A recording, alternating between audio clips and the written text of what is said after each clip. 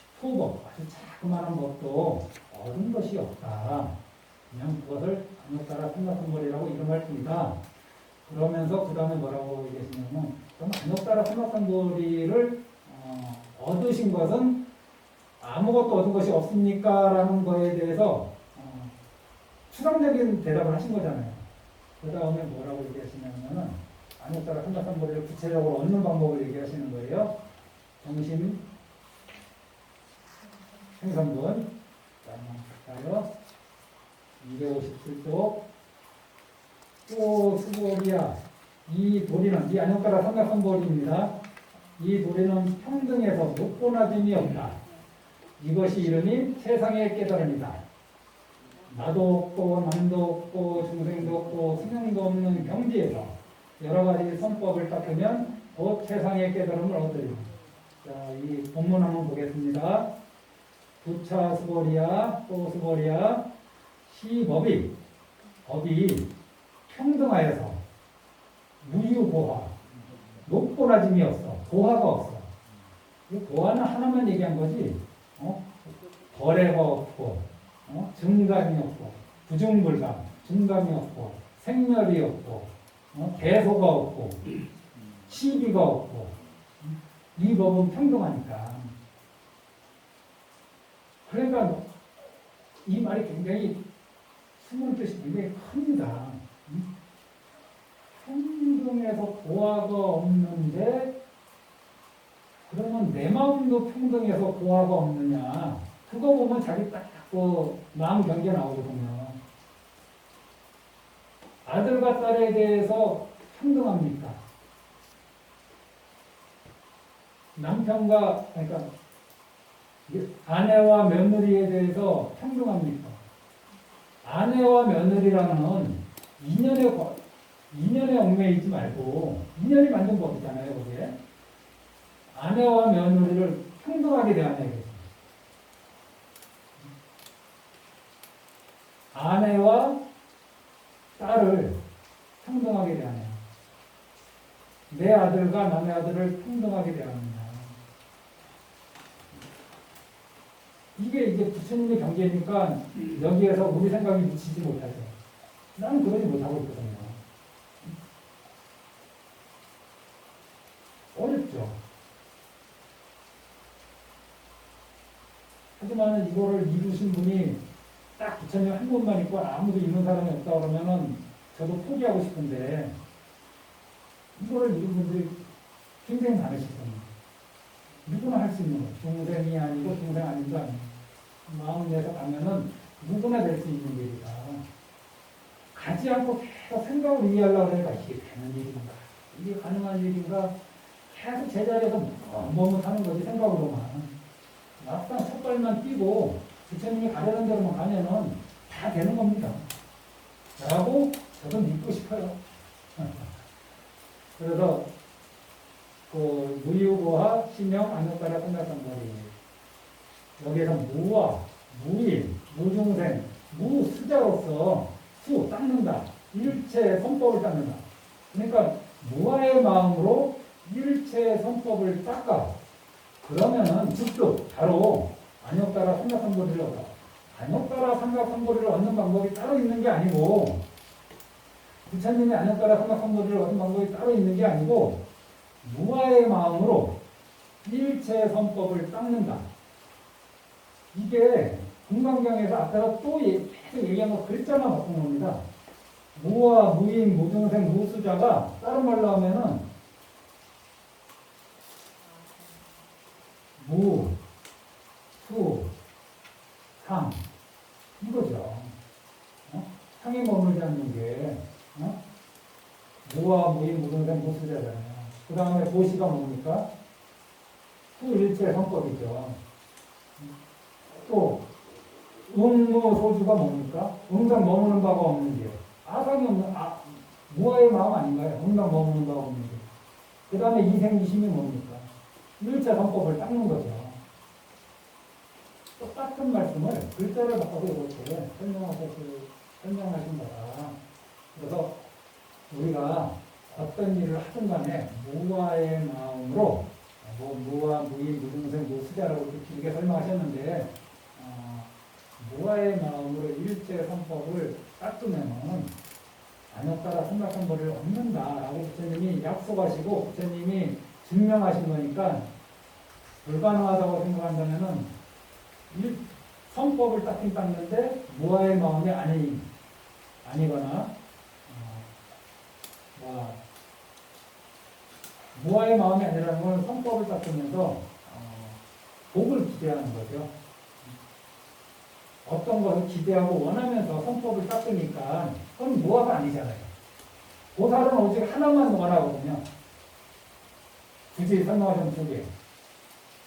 성불과 중생되고 이 두 가지만 원하거든요. 나머지에 대해서는 원하는 게 없어요. 우리들은 성불과 중생구제를 뒷전으로 하고 자기 이익을 추구해요. 그러니까 이 말씀이 참 어렵죠. 그냥 솔직하게 자기 자신한테 물어보세요. 내가 성불을 진짜 강제로 원하는가? 이게 자리거든요. 내가 중생 무대를 정말 원하는가? 이게 이타거든요. 보살이 하는 일은 이 두 가지밖에 없어. 내가 정말 이런 마음으로 살아가는가? 아니면 내가 성불하고 중생을 구제하고 제도하는 것보다 나와 내 가족이 더 중요하다고 생각합니다. 당연히 나와 내 가족이 더 중요하다라고 생각한다면 세속법에서는 맞아요. 그럼 누가 비난하겠어? 맞죠. 하지만 이 공간적인 가르침을 따라가고자 하는 사람한테는 그것부터 버려야 됩니다. 거기에서 온갖 차별심이 생기기 때문에 거기에서 고화가 생기고 거기에서 시비가 생기고 거기에서 선악이 생기고 거기에서 오고감이 생기고 거기에서 증감이 생기고 거기에서 생멸이 생기는 거죠.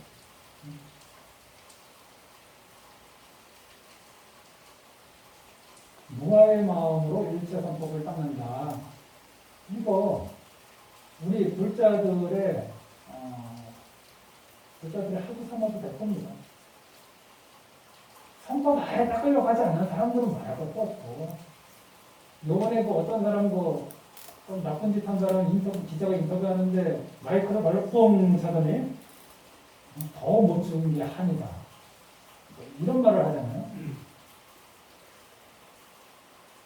그거는 이번 생에 고통받고 다음 생에 골치 아픈 데 가서 많이 시달리다 오실 겁니다. 그래서 그럼 그분이 계속 그런 사람 악업이 다 녹으면은 괜찮은 대로 태어나요. 근데 그 악업의 습기라는 것도 있거든. 고통의 습기. 고통에서 금방 벗어난 사람, 고통에서 벗어나서 즐거운 세상으로 왔더라도 좀 전까지 장시간 동안 고통에 놓였던 사람은 그 습이 좀 남아있다고 하네요. 하나만 더 읽겠습니다. 250도. 수벌이야 이른바 성법이라는 것은 여래가 말하기를 그 성법이 아니고 그 이름이 성법이다. 이거 똑같은 말이에요. 성법이라고 정해진 것이 없어. 그래서 무아의 마음으로 하면은 성법 아닌 게 없고, 무아가 아닌 마음으로 하면은 성법이기가 굉장히 어려워요. 설령 남을 돕는 도시행을 하더라도 그것이 정말 자기의 이익을 위해서 하는 경우도 있고 자기의 명예를 위해서 하는 경우가 있거든요. 그럴 때 이걸 어떻게 일제 성법을 닦는다고 얘기할 수 있어요. 성법이라고 정해진 성법이라는 것이 없어요. 진정한 성법은 무아의 마음으로 구하거나 바라거나 기대하거나 이런 마음 없이 진짜 걸림없는 마음, 응무소주, 응당 머무는 바 없이 그 마음을 낼 때 그 내는 마음이 성법이고 머무는 바 없이 이것이 이제 무아의 마음이라고 할 수 있죠. 여기가 좀 길었습니다. 여기까지만 하고 조금 취약사를 하겠습니다.